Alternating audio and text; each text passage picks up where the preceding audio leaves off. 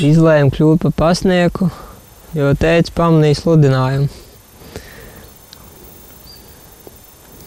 Un tad es nolēmu izmantot šo iespēju, strādāt. Tajā plādē man tas ieraksta vēstules arī ieraksta, vai ne? Vienu Latvijas avīzi kaut kādu. Es vēl nezinu, tev Niki. Tur te ar dienām varētu kaut kas. Trūkst arī? Nu jā. Man pašai arī. Bet saka, kaut kas nav kaut Там не только мои были начальники. Nu, Я знаю. vai tam Больше. Viss, presē, viss. Jā. Я занимаю там.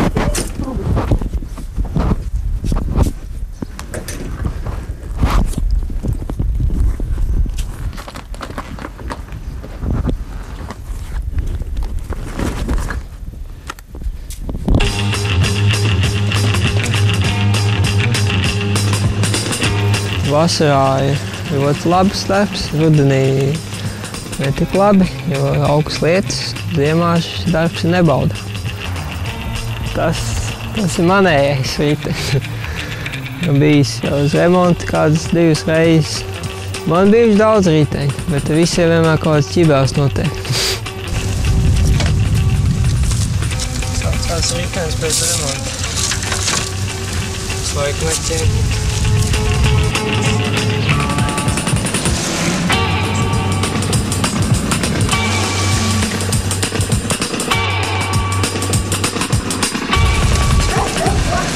Ceļos kaut kur 15, 20 pāri 6.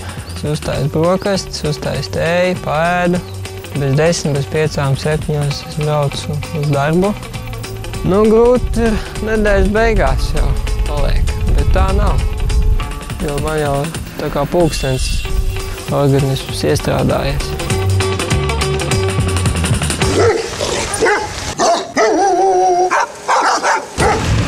Viņiem savā ziņā ir miermīlīgi, tikai 2 agresīvi suņi un tie mani sakoduši.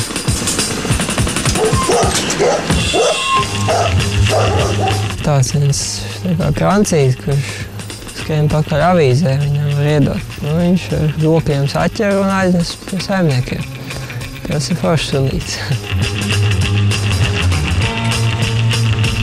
Vienreiz viena tantiņa zvanīja uz pastu un teica, ka man vajag kaut kādu prēmiju par ātrāko pasnieku. Daudz ir teikuši, ka tas labākais pasnieks kāds ir bijis, tas ātrākais tieši tajā maršrutā. Nu, ir jau tā patīkami dzirdēt, kad es biju atvaļinājumā, viena cita pasniedz man aizstāja, viņi tur visi lamājās, ka ir mūsu labais pasnieks. Viņi vajag atpakaļ un ātrāk.